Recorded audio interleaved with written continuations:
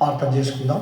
పరిశుద్ధుడైన దేవానికి స్తోత్రములు తండ్రి, దయగలిగిన ప్రభా, ఇదిగో నా తండ్రి పరిశుద్ధ దినమందు ప్రభా, నీ బిడ్డలో ఒక్కొక్కరు ప్రభా వాక్యమిని వాక్య ప్రకారం జీవించడానికి ఇదిగో నా తండ్రి వాక్యము మమ్మల్ని హెచ్చరిస్తుంది, వాక్యం మాకు నేర్పుతుంది, వాక్యం మమ్మలను సర్వసత్యంలోనికి నడిపిస్తుంది అనేటువంటి నిరీక్షణ ప్రభా నీ బిడ్డలకు అనుగ్రహించి నా తండ్రి వాక్యము నా తండ్రి సర్వసత్యములు ప్రభా వాళ్ళు ఎదుగునట్లు నీ కృప దయచేయండి.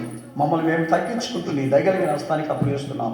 యేసునామములో అడుగుతున్నాము తండ్రి, ఆమేన్. మరి మనం 5 అంశముల గురించి మనం తెలుసుకుందాం. ఈ అంశములు ఏమిటి? హెచ్చరిక. ఏమి హెచ్చరిక? దేవుని యొక్క మార్గములో హెచ్చరిక, దేవుని వాక్యములో హెచ్చరిక, దేవుని యొక్క ప్రార్థనలో హెచ్చరిక, దేవుని విశ్వాసములో హెచ్చరిక. ఈ హెచ్చరిక ఎట్లంట? మరి మనం రక్షణ పొందినామండి. రక్షణ పొందిన తర్వాత ఏం చూస్తున్నాము? దేవుని దగ్గర అద్భుతం చూస్తున్నామా? ఆశ్చర్యకరం చూస్తున్నామా? మనం మంచి కార్యములు చూస్తున్నామా? ఇవి దేవుడే ఇస్తున్నాడని లోకంలో అనేక మందికి ఇస్తున్నాడండి. అది కాదు ముఖ్యం. కానీ నీకు నాకు నేను ప్రార్థన చేసిన తర్వాత ఈ కార్యము జరుగుతుంది అని నువ్వు ఒక అద్భుతాన్ని చూస్తున్నావా? ఒక ఆశ్చర్యకరాన్ని చూస్తున్నావా? అదే ఆయన అంటున్నాడు, నీ రక్షణలో దేవుడి గురించి ఏం చూస్తున్నావు? నీ రక్షణ నిన్ను ఏ రీతిగా కాపాడుతూ ఉంది? ఇదిగో నాకు దేవుడు ఉన్నాడు, నేను భయపడను అనే విధానము నీకుందా? ఒక్కసారి మనము ఎబ్రీయులకు రాసిన పత్రిక 2వ అధ్యాయము 1 నుండి 4 వరకు మనం చదివినప్పుడు ఈ రక్షణలో మనం ఏ రీతిగా ఎదగాల మనకు తెలుస్తుంది. 2వ అధ్యాయము 1 నుండి 4 వరకు చదవాలి. కావున మనము వినిన సంగతులను విడిచిపెట్టి కొట్టుకొని పోకుండునట్లు వాటి యందు మన విశేష జాగ్రత్త కలిగి ఉండవలెను.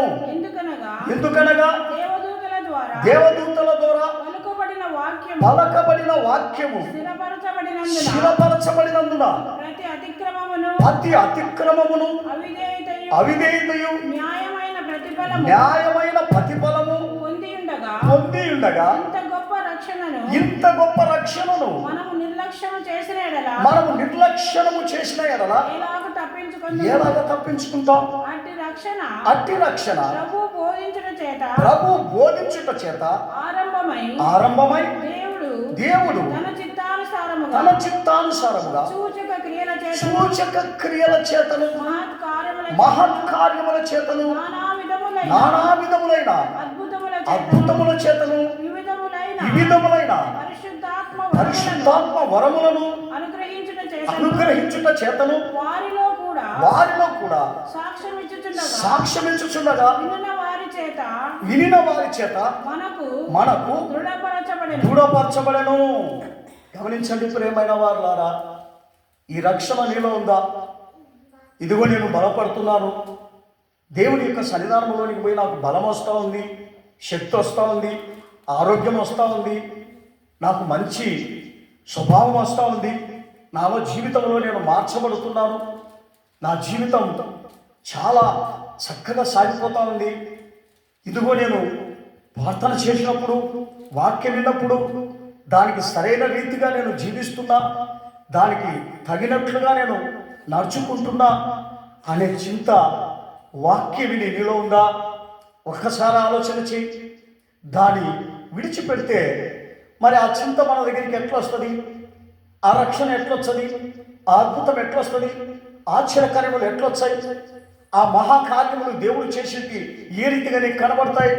నీకు అవి కనపడవు. ఈ లోకంలో ఉన్న ఆ శ్రమలు, బాధలు, కష్టాలు ఇవి కనపడతాయి, కానీ ఏమి కనపడవు.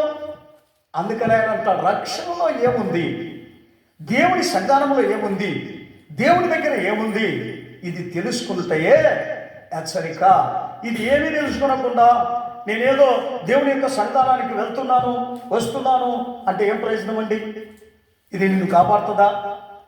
గమనించండి, ఆ హెచ్చరిక ఈ యొక్క వాక్యమే. ఈ వాక్యమును నువ్వు వింటున్నావు, బయటికి పోతావు, విడిచిపెడతావు, అది ఏదో నీకు తెలియదు. అప్పుడు ఆ వాక్యము నిన్ను ఏ రీతిగా పరిశుద్ధపరుస్తుంది? ఆ వాక్యము నిన్ను ఎట్లా కాపాడుతుంది? ఆ వాక్యము నిన్ను ఎట్లా బలపరుస్తుంది?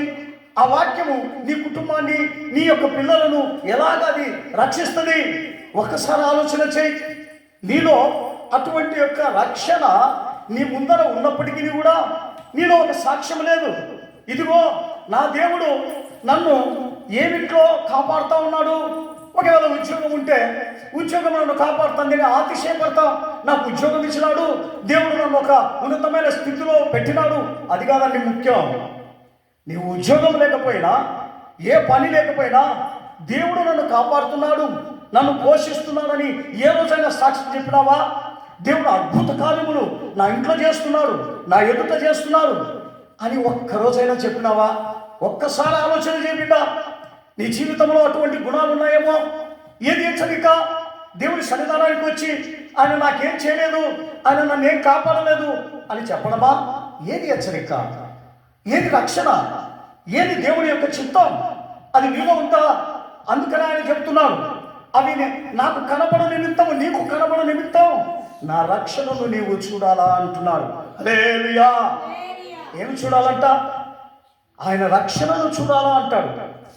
ఎందుకు? అదే 3వ అధ్యాయము ఎబ్రీయులకు రాసిన పత్రిక 7 నుండి 19 వరకు చదువుతాం. 7 నుండి 19 వరకు ఎబ్రీయులకు రాసిన పత్రిక.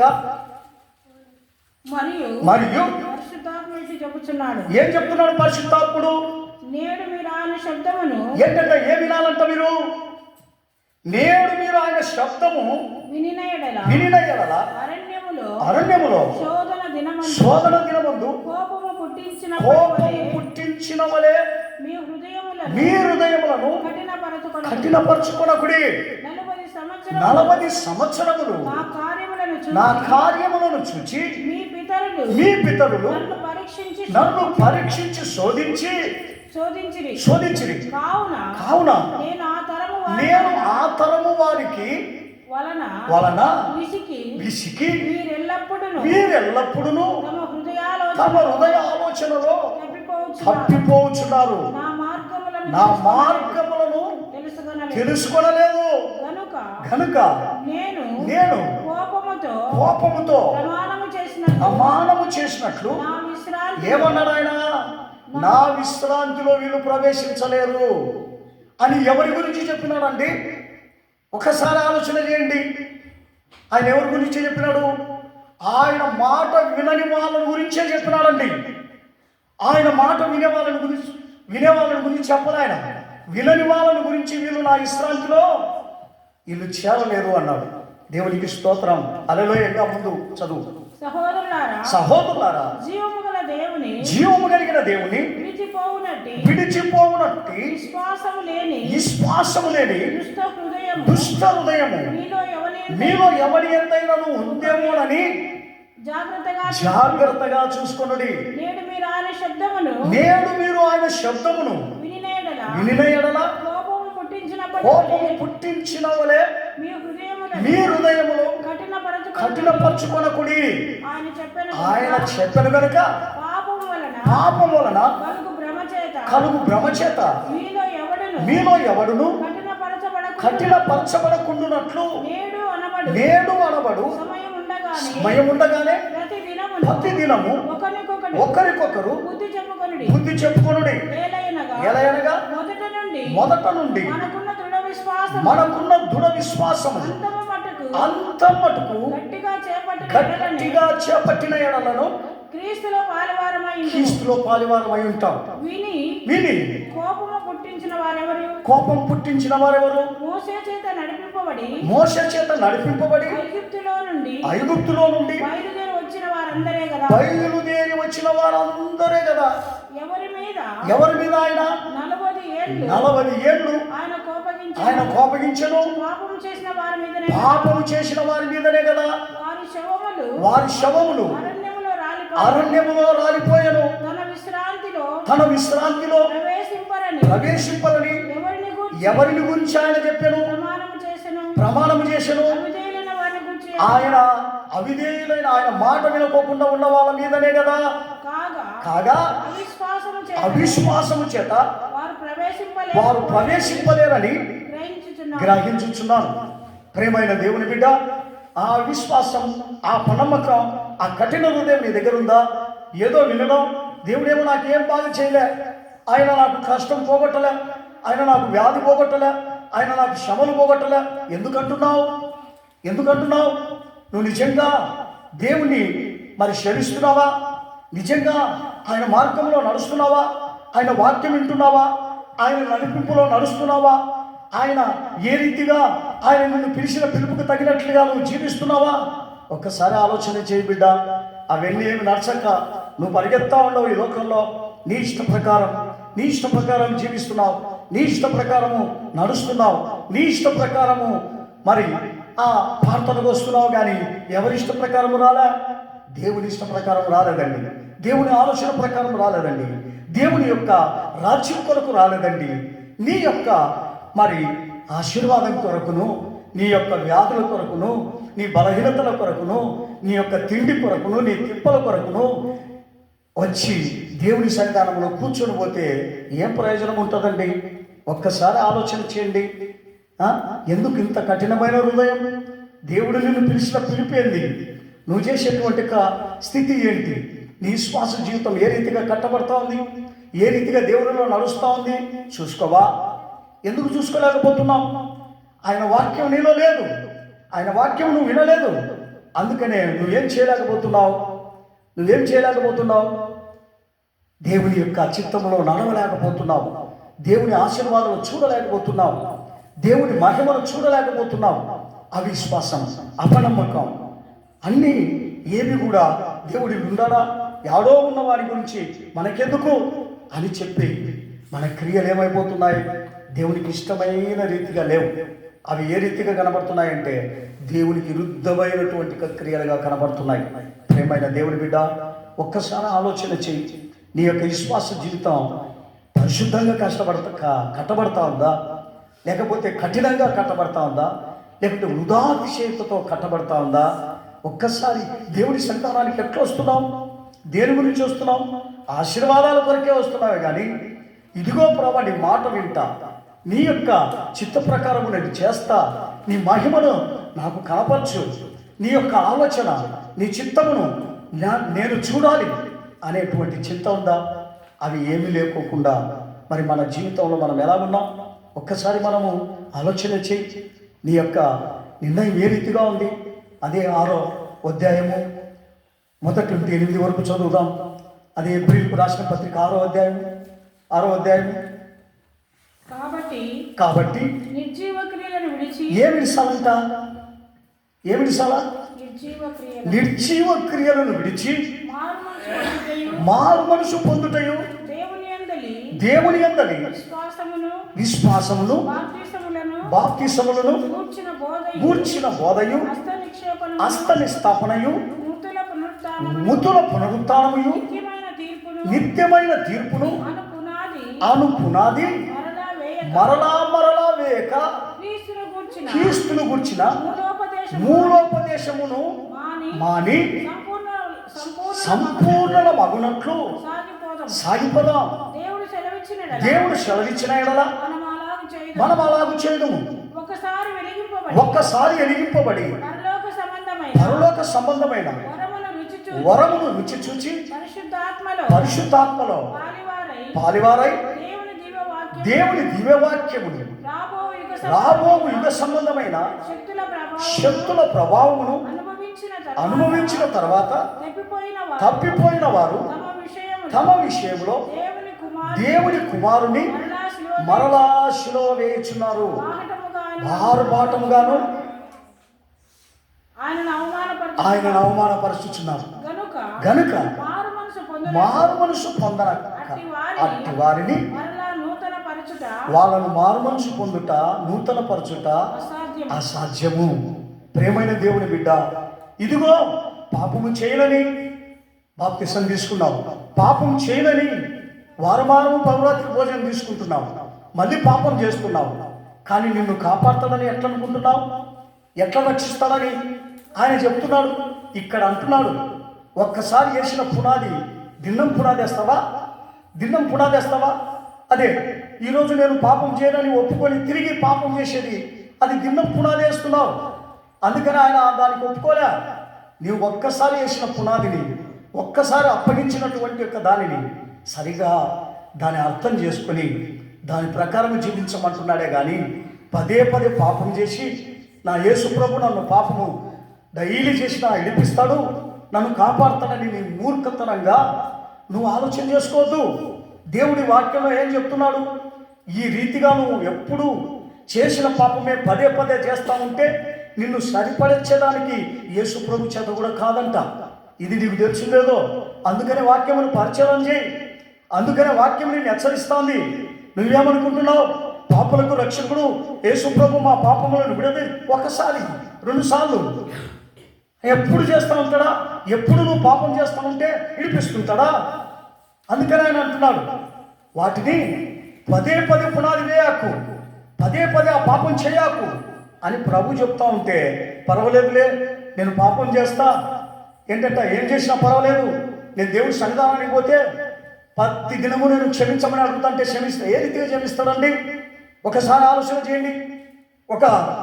ఒక అందగత్తె, ఈ ఇండియా అందగత్తె సెలెక్ట్ అయింది. సెలెక్ట్ అయిన తర్వాత సెలెక్ట్ అయిన ఈ ఇండియా అందగత్తె దగ్గర ఒక దైవజనుడు పోయినాడు. పోయి ఏమంటున్నాడంటే, అమ్మా నువ్వు సెలెక్ట్ అయినావు, చాలా సంతోషం అని చెప్పినప్పుడు ఆ అందగత్తె ఆమె మరి కూర్చోమని చెప్పింది. ఈ దైవజనుడు కూర్చున్నాడు. అమ్మా దీనిలో నువ్వు సెలెక్ట్ అయినావు, కానీ యేసులో సెలెక్ట్ కావాలి గనుక ఇటువంటి ఒక స్వభావం విడిచి నువ్వు మారుమనసు పొంది ఇదిగో నేను చెప్పినటువంటి ఉపదేశం నమ్మమని చెప్తే ఆమె అయ్యా మరి ఇప్పుడే కాదు, నేను మంచి యవ్వన కాలంలో ఉన్నాను, ఇప్పుడే నా చేత కాదు, ఏదో ముసలి వయసు వచ్చిన తర్వాత అప్పుడు బాప్తిసం తీసుకుంటాలే, అప్పుడు యేసును చూస్తా దాని గురించి అని, ఇప్పుడు నా చేత కాదు, నేను ఇప్పుడు ఎంతో పని చేయాలి, ఎందరికో నేను కనబడాలి, ఎంతో నేను ఉన్నతమైన స్థితికి వెళ్ళాలి అని ఆ దైవజనునితో చెప్పింది. తర్వాత మరి ఆయన సరే సరేమ్మా నేను వెళ్తాను అని చెప్పినప్పుడు లేదా పని మనిషితో ఆమె ఇతనికి కాపీ ఇవ్వండి అని చెప్పింది. అప్పుడు ఈమె ఒక పని మనిషి కాపీ తెచ్చి ఇచ్చింది. దైవజనుడు తాగినాడు. కొంచెం తాగి అర్థం ఆ కప్పు నువ్వు తాగమ్మా అన్నాడు. దేవుడికి స్తోత్రం. ఈ అందగత్తె కోపగించుకుంది. ఏమరా ఏమనుకుంటున్నావు నన్ను? ఈ యొక్క ప్రపంచానికి నేను అందగత్తెను కనుక నువ్వు ఎంగిలి చేసి మరి నాకు ఆ కప్పులో అర్థము కాపీ తాగమంటావా అని ఆ దైవజనుడు అన్నప్పుడు దైవజనుడు అంటున్నాడు, ఏమంటున్నాడో తెలుసా? ఇదిగో నువ్వు కూడా నీ యవ్వన కాలం ముందు నువ్వు తిరిగి అనేక మందితో ఎంగిలాయిపడిన తర్వాత లాస్ట్ ముసలి వయసులో వచ్చి ఇదిగో ప్రభువా నేను ఇప్పుడు బాప్తిసం తీసుకుంటా, ఇప్పుడు మారు మనసు పొందుతానంటే దేవుడు ఒప్పుకుంటాడా? ఎట్లా ఒప్పుకుంటాడమ్మా? ఎట్లా ఒప్పుకుంటాడు?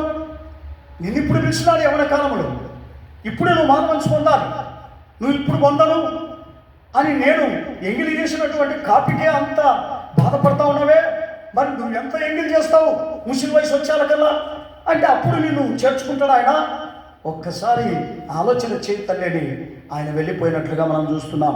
ప్రేమైన దేవుని బిడ్డ, ఈరోజు నిన్ను నన్ను ఆ హెచ్చరికనే చేస్తున్నాడు ఆయన. ఎందుకో తెలుసా? ఇదిగో నేను ముషితనం అయిన తర్వాత మారు మనసు పొందుతలే, ముషితనం అయిన తర్వాత నా పద్ధతి మార్చుకుంటలే అంటే నిన్ను పిలిచినది యవ్వన కాలంలో, నిన్ను పిలిచినది ఇప్పుడే. ఆ నిర్ణయము నువ్వు మార్చుకోమంటున్నాడు. ఇదే సమయం, ఇదే అనుకూలమైన సమయం, ఇదే రక్షణ సమయం. ఇప్పుడే ఈ వాక్యం విని నువ్వు మారమంటున్నాడు, ఇప్పుడే నీ మనసు మార్చుకోమంటున్నాడు. కానీ లేదు నేను పెళ్ళైనాక నేను ఇంకా అన్ని అనుభవించిన తర్వాత నేను యేసు ప్రభువుని నమ్ముకుంటానంటే అది నీ భ్రమ, అది నీ యొక్క సొంత నిర్ణయమే కానీ దేవుని నిర్ణయం కాదు బిడ్డ. ఒక్కసారి ఆలోచన చెయ్యి. ఎందుకంటే ఆయన అంటున్నాడు, చూసి నువ్వు ఎప్పుడైతే ఆ పాపం చేస్తున్నావో పాపమునకు బలి ఉండదంటున్నాడండి. ఎందుకంటున్నాడు ఆ మాట? ఒక్కసారి ఏప్రిల్ రాసిన పత్రిక 10వ అధ్యాయము 26వ వచనము నుండి 31 వరకు చదువుదాం. గమనించండి. నేను నీకు బలి ఉండదంట, ఇంకా అడ్డుకుండా నీకు చూస్తూ ఉండు. ఎందుకంటే చూసి తప్పు చేస్తున్నావు, చూసి చేసి అబద్ధం ఆడుతున్నావు, చూసి మోసం చేస్తున్నావు, చూసి వ్యభిచారము అనేకమైనటువంటి తప్పులు చేస్తున్నావు కనుక నీకు రక్షణ ఉండదండి. చదువు ఒకసారి చదువుదాం. మనము సత్యమును గురించి అనుభవ జ్ఞానం పొందిన తర్వాత బుద్ధిపూర్వకముగా పాపము చేసిన ఎడల పాపములకు బలి పాపములకు ఇక బలి ఉండదు. ఉండదు. కానీ కానీ న్యాయపు తీర్పునకు న్యాయపు తీర్పునకు భయముతో ఎదురు భయముతో ఎదురు చూచుటయు విరోధులను విరోధులను దహింపబోవు దహింపబోవు తీక్షణమైన తీక్షణమైన అగ్గియే నీకుండును.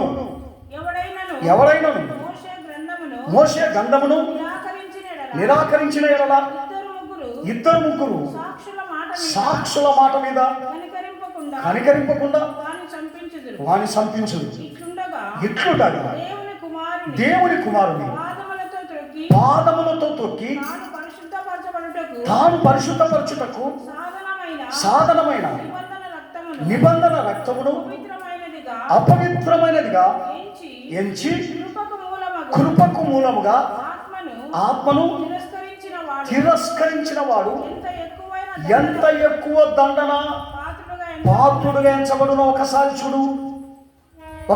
చూడు. నువ్వు అంత తేలిక చూసుకుంటున్నావు విశ్వాస జీవితాన్ని. దేవుని కూడా అంత తేలిక చూసుకుంటున్నావు. ప్రార్థనను అంత విశ్వాసంగా అంత తేలిగ్గా చూసుకుంటున్నావు. విశ్వాసంగా వస్తున్నావు కానీ విశ్వాస జీవితం చేయలే. తేలిగ్గా ప్రార్థన పోతున్నావు, తేలిగ్గా ఇంటికి వస్తున్నావు, తప్పులు చేస్తున్నావు, మోసం చేస్తున్నావు, అబద్ధాలు ఆడుతున్నావు, అన్యాయం చేస్తున్నావు, అక్రమంగా మాట్లాడుతున్నావు, బూతు మాటలు మాట్లాడుతున్నావు, ఇతరులను చెడగొట్టాలనుకుంటున్నావు, ఇతరులను నాశనం చేయాలనుకుంటున్నావు, ఇతరులను సొమ్ము ఆశించాలనుకుంటున్నావు. ఇవన్నీ నువ్వు చేస్తుంటే ఇవన్నీ క్షమింపబడతాయా? ఒక్కసారి ఆలోచన చేయి. ఇవి తెలియక చేస్తున్నావా? తెలిసి కదా చేస్తున్నది. అందుకని ఇక్కడ అంటున్నాడు, తెలిసి చేసేటువంటి మరి నీ బుద్ధి ఇక మీదట రక్షణ పొందదు అంటున్నాడు. తెలియకుండా చేస్తే రక్షణ పొందుతుంది, తెలియకుండా చేస్తే మార్పు వస్తుంది. నువ్వు తెలిసి ఇవన్నీ చేసేటప్పుడు నీకు రక్షణ కాదండి, ఏంది వస్తుంది అంటాడు? అగ్గిగుండం ఉంటుంది, తీక్షణమైన అగ్గిగుండం నీకు ఉంటుంది.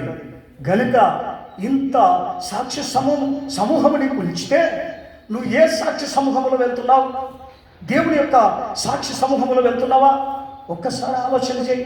నీకెందుకు బుద్ధి చెప్తున్నాడు ఆయన? నీకెందుకు హెచ్చరిస్తున్నాడు? ఒక్కసారి ఏప్రిల్కు రాసిన పత్రిక 12వ అధ్యాయం 25 నుండి 29 వరకు చదివి నేను ముగిస్తాను. ఏప్రిల్కు రాసిన పత్రిక 12వ అధ్యాయము 25 నుండి 29 వరకు నేను చదివి ముగిస్తాను. మీకు బుద్ధి చెప్పు వానికి నిరాకరింపకుంటే చూసుకొనుడి. వారు భూమి మీద నుండి బుద్ధి చెప్పిన వారిని నిరాకరించినప్పుడు తప్పించుకొని పోయిన ఎడల పరలోకము నుండి బుద్ధి చెప్పుచున్న వాని విసర్జించు మనం తప్పించుకోగలుగుతామా? మరి నిశ్చయము కదా. అప్పుడు ఆయన శబ్దము భూమిని సలింపజేసెను. కానీ ఇప్పుడు నేను ఇంకొకసారి భూమిని మాత్రమే కాక ఆకాశమును కూడా కంపింపజేతును అని మాట ఇచ్చిన్నాడు. ప్రేమైన దేవుని బిడ్డ, ఒక్కసారి ఆలోచన చెయ్యి. నువ్వేం చేయాలంటున్నాడు ఆయన? ఒక్కసారి బుద్ధి చెప్పిన అటువంటి వాడెవడు? నువ్వు మార్పు చెందమని చెప్పిన వాడెవడు? ఈ దినాన అనేక మంది బుద్ధి చెప్తున్నారా? నువ్వు నీతిగా బతకాలంటున్నారా? నిజాయితీగా బతకాలంటున్నారా? లేదండి. ఎవరు చూసినా డబ్బు కొరకే, ఎవరు చూసినా కానుకల కొరకే, ఎవరు చూసినా ఏంటంట దేని కొరకు ప్రయాసపడుతున్నారు? నేను ఒక పెద్దరికం కావాలి, నేను ఒక ఉన్నతమైన స్థితికి పోవాలి, నేను ఒక పెద్దగా అందరికీ కనపడాలి, నన్ను అందరికీ కనపరుచుకోవాలి. ఈ చింత ఉంది. కానీ ఏ మనిషినైనాను నీవు ఒక నీతిమంతునిగా మార్చాలా అని చెప్తున్నాడు. అందుకనే ఆయన అంటున్నాడా, ఈ భూమి మీద బుద్ధి చెప్పిన మాటను, బుద్ధి చెప్పిన వారి మాట వినకపోతే పరలోక రాజ్యంలో ఉన్నటువంటి మరి ఆయన బుద్ధి చెప్పినటువంటి ఒక మాట ఎలా వింటావు? ఆయన ఇక్కడ ఉన్నాడా? ఒకటి గమనించండి. ఈ విశ్వాసం మంచాడా, ఈ విశ్వాసుడు మంచోడా చూస్తున్నది ఇక్కడున్నటువంటి యొక్క బుద్ధి చెప్పేవాడు. అందుకనే ఆ బుద్ధి చెప్పేవాడు ఏం చెప్తున్నాడు? అమ్మా, నువ్వు చేసేటువంటి ఒక ప్రవర్తన మానుకో, అయ్యా నువ్వు చేసే అన్యాయపు గుణములు మానుకో అని బుద్ధి చెప్పమంటున్నాడు.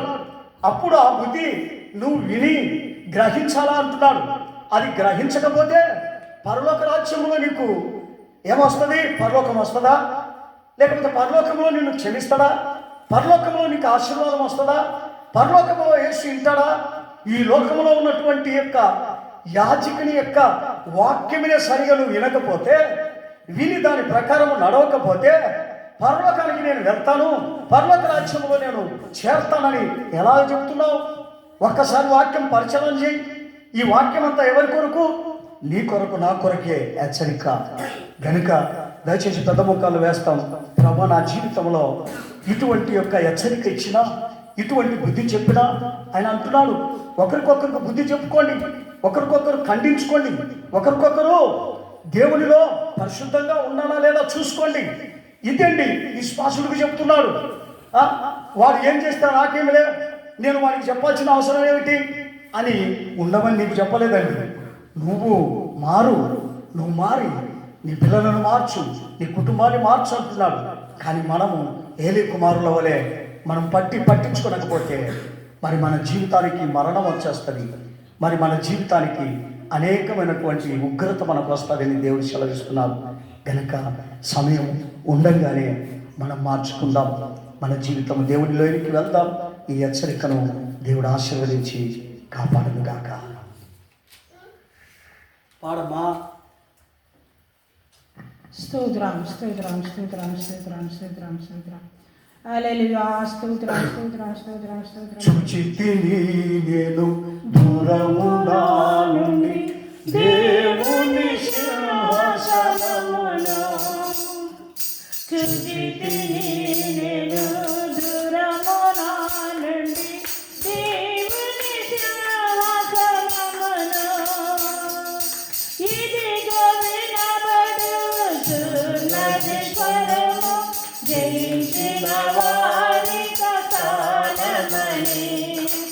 ఇదిగో వినబడుచున్నది స్వరము, జయించిన వారి కథనమని. జయము మహాజయమే, ఇలలో నాకు జీతమే. జయము మహాజయమే, ఇలలో నాకు జీతమే. యేసు వలె జయించుటకై ఆత్మకు పనియుము. యేసు వలె జయించుటకై ఆత్మకు పనియుము. చుగవెను పరిశుద్ధాత్మను ఆదివ సింహాసనమందు, చుగవెను పరిశుద్ధాత్మను ఆదివ సింహాసనమందు, జయించిన వారితో నివాసము చేయుచు వసంతకుమారుగా ఆసనము. జయించిన వారితో నివాసము చేయుచు వసంతకుమారుగా ఆసనము. జయము మహాజయమే. ఆమేన్. ఇలలో నాదు జీతమే. జయము మహాజయమే. హల్లెలూయా హల్లెలూయా.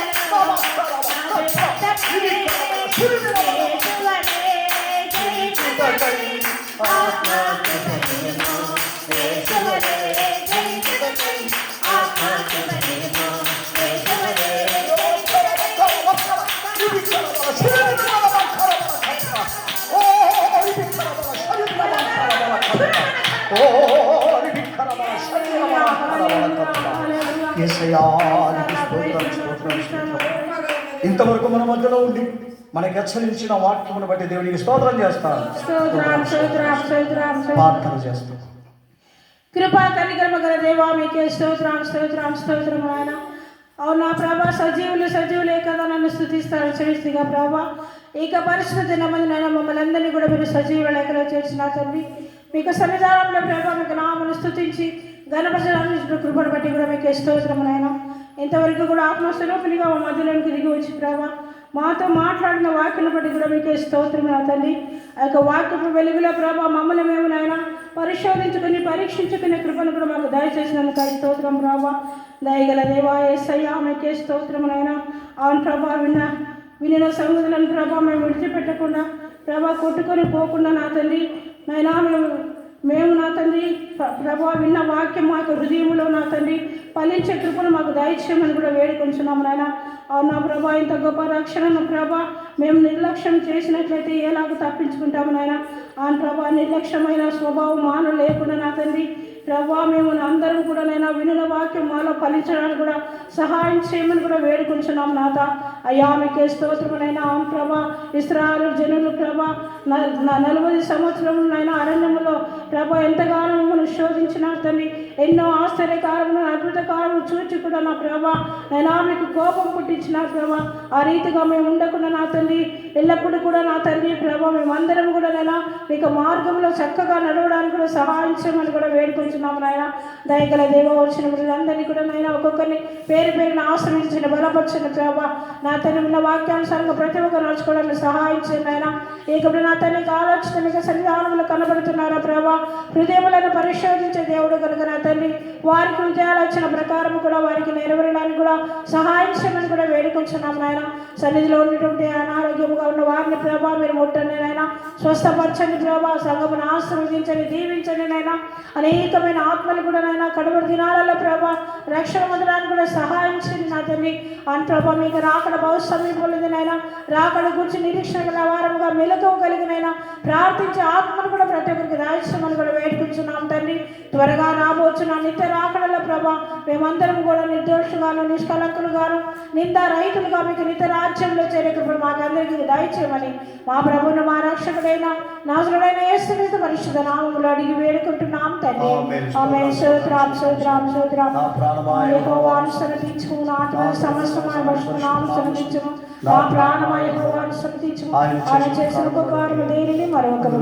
ఆమేన్. స్తోత్రం స్తోత్రం స్తోత్రం స్తోత్రం. హల్లెలూయా హల్లెలూయా హల్లెలూయా హల్లెలూయా. స్తోత్రం.